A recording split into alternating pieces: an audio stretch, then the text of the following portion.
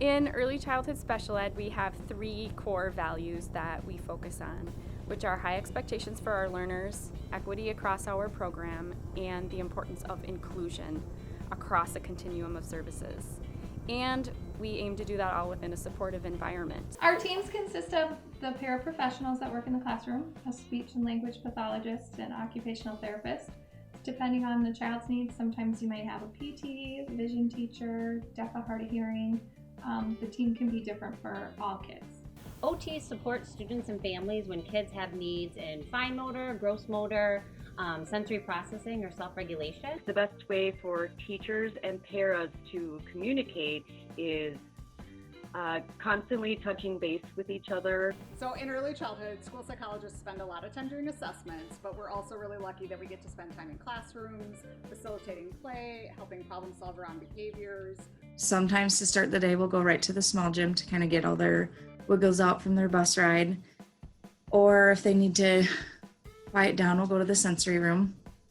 And then we'll come back and do some circle time. And then it could be playtime or table time to work on those skills that they have. And then we'll either go to the playground, the downstairs playground, if they need to practice working on bike skills or running around and that kind of stuff. Or the upstairs playground has more younger tools for the younger kids in the program. If the weather's bad, we go to the big gym. The role of a speech pathologist in an early childhood classroom is to help support any children that have communication disorders. Specifically, as a team member with the teacher, helping her with visual supports, communication systems that might need implementing for some of the kids. We have programs all over the district. We are in Parkview, Pinewood, Eastlake, Northview, Greenleaf, Eastlake, Thomas Lake, Red Pine, Southview, Westview, Echo Park, and here at the DVLC. It is a lot of programs and a lot of students.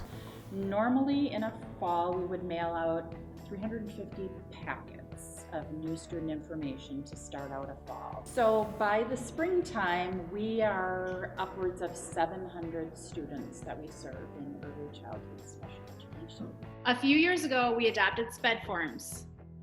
Now, back in the day when I started 18 years ago, we used to write all of our goals and objectives by hand on a piece of paper and we handed them to the child study secretary. But then we moved to SPED forms. It was very overwhelming, but I embraced my fear and it's now my best friend because there's a drop-down menu for everything. Your child secretary, she'll be wonderful and she will catch all your mistakes. We are your go-to people for your paperwork.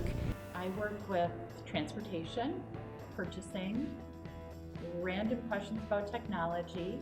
You can ask us to do anything, and we will either do it for you or direct you and give you instructions. We also have specialized small group programs to meet the needs of learners who have significant needs related to social communication, as well as a program to support learners with significant medical, physical, cognitive, and communication needs. We have worked for several years putting together a curriculum, so it is consistent across the board for all of early childhood.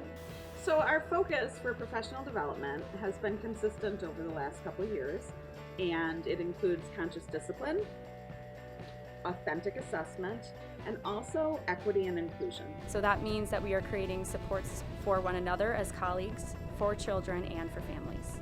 And those are things that we've been working on for years and years within the district and also within our program to make sure that kids have access to the least restrictive settings so that they can have the most typical experiences, and so that we're also looking at being really responsive to and seeing and hearing our children and families who are Indigenous, Black, or people of color. If conscious discipline is brand new to you, we can't wait to share it with you and help you understand all the great benefits it has for you and your classroom. And here within our early childhood special ed program, we're working really hard to integrate conscious discipline into our practices and into our work with kids and families and each other. So as you're learning and using conscious discipline, if you have questions that pop up, please reach out to Julie and I. We're here to be helpful and we are so excited that you're here. So welcome to early childhood special ed.